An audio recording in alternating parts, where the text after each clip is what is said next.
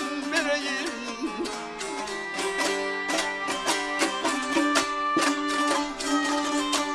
Hayırcılarımız Halila'nın bağırın ey bağırın.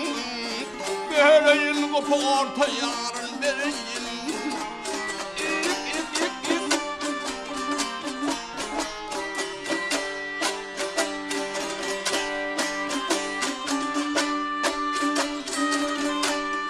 Tanrı'nın derdası kapalı.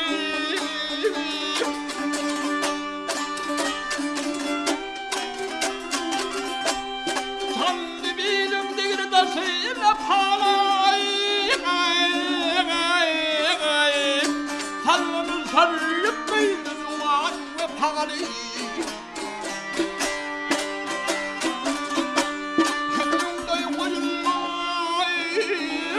Sapanay Gönlüm porta yarın vereyim.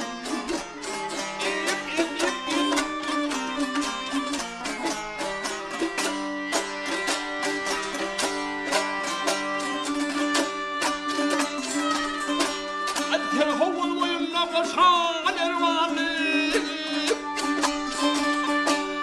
Türküsü yüzünden hatar kerveni.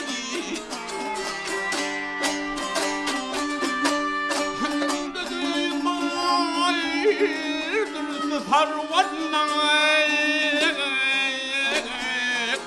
Gönlüm porta yarın vereyim.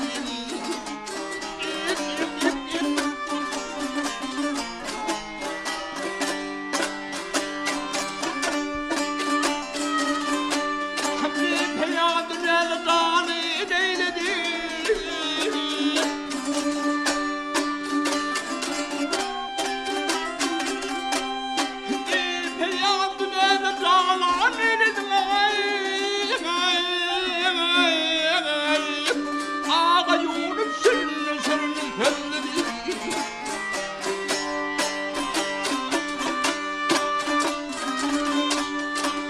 Tarbolu kem kalmadığı eyledin.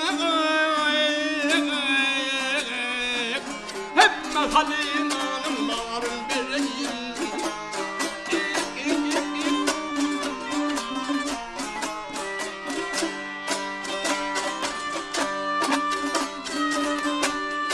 Hem mehalinanın bağırın eyledin.